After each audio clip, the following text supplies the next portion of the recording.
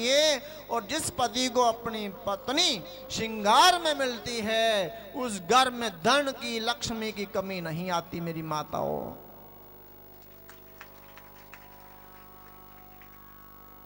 और जिसकी पत्नी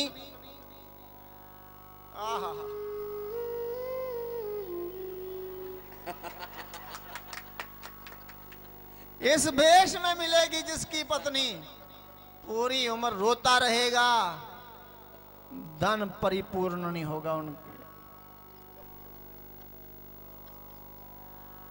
हा हा हा, क्या आनंद है, कथा है क्या भगवान की, कथा है क्या शिक्षा मिल रही है।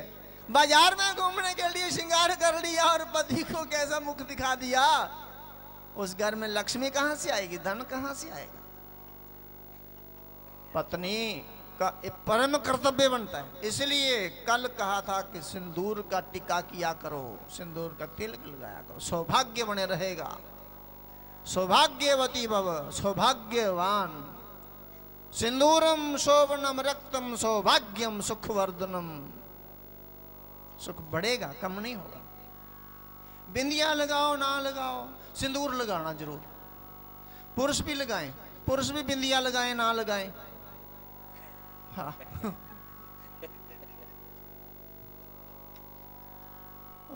सिंदूर जरूर लगाना, बिंदिया जाए नहीं लगाना, पुरुषों को भी बोल दिया।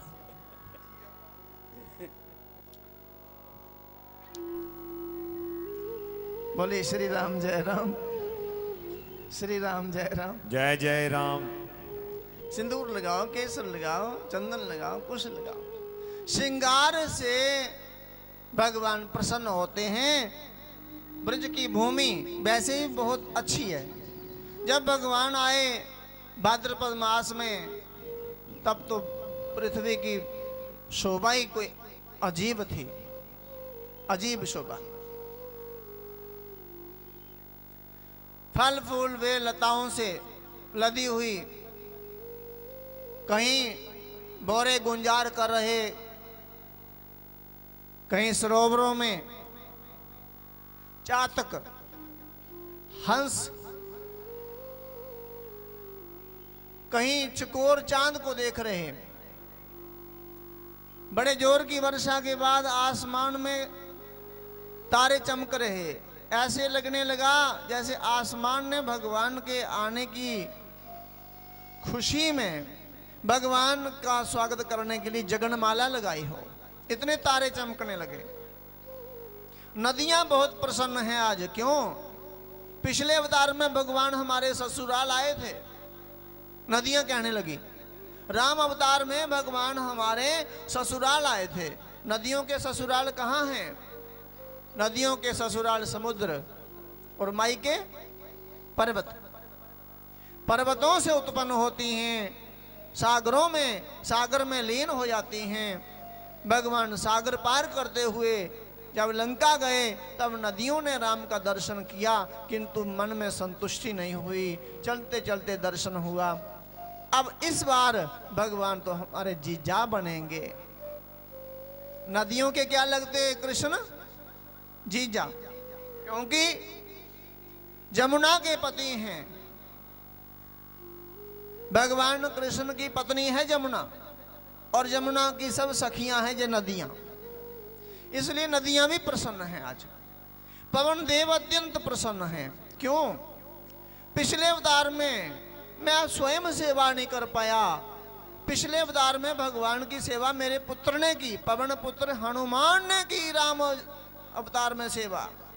पवन देव स्वयं सेवा नहीं कर पाए, इस बार मैं स्वयं सेवा करूंगा। शीतल मंद सुगंधित हवा बाजू बहने लगी। अग्निदेव प्रसन्न हो गए। कंस के अत्याचार से महापुरुषों ने यज्ञ हवन बंद कर दिए थे। आज भी लोग कहते हैं कि पाप बहुत बढ़ गया, किंतु अभी माताओं, धर्म प्रेमी स्वजनों, अभी पाप बढ़ा नहीं है। पाप तब बढ़ता था जब विश्वामित्र जैसे महापुरुष को यज्ञ का अनुष्ठान करना चाहते थे और मारीच, सुबाहु, ताड़का जैसी असुर वृत्तियां उसमें विघ्न उत्पन्न करती थी। आज कोई यज्ञ का नाम ले, भागवत कथा का नाम ले, हजारों लोग अब जैसे महापुरुष पुण्यात्माएं इतनी आ जाती हैं उसमें सहयोग करने। कैसे पाप हो गया? पाप तब होगा जब कोई संगीत करने वाला नहीं मिलेगा, क्योंकि संगीत करने वाले को पीट दिया जाएगा, मार दिया जाएगा। कथा कहने वाले को मार दिया जाएगा। कथा कहने वाला छोड़ो, मंदिर में पूजा करने वाला भी मारा जाएगा। प्रहलाद जैसे भक्तों पर इतनी आपत्ति आई, किंतु उन्होंने पूजा भक्ति नहीं छोड़ी, तब भगवान आए ना। बेपाप होता है। आज तो पुण्य और पाप का पलड़ा बराबर है। समझ में आ रहा है आपको? भगवान ने अवतार लिया मथुरा में।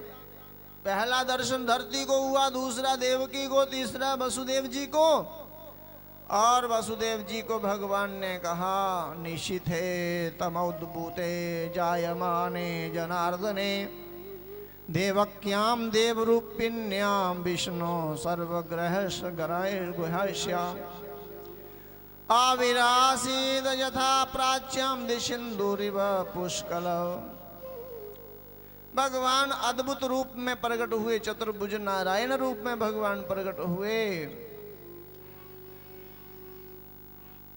वसुदेव देवकी ने भगवान की स्तुति की कि आप पुत्र बन के नहीं आए, आप तो पिता बन के आए, भगवान बन के आए। पुत्र तो दो भुजा वाला होता है। भगवान ने उपदेश दिया, पिताश्री मुझे शीघ्र अति शीघ्र गोकुल पहुंचाओ। कहाँ पहुंचाओ? गोकुल, जहां कुल गाय है वहां। कैसे जाऊं? दरवाजे बंद हैं, कड़ी बेड़ियां लगी हुई हैं। भगवान ने कहा, इनका चिंता ना करो, इनकी चिंता छोड़ दो। दो भुजा वाले भगवान हुए और वसुदेव ने जैसे ही भगवान को हाथ में लिया, कड़ी बेड़ियां टूट गई, दरवाजे खुल गए। और आज जमुना को 60,000 वर्ष हो गए थे तपस्या करते कि भगवान आएंगे, मैं उनके चरण स्पर्श करूंगी, किंतु चरण स्पर्श नहीं हो रहे।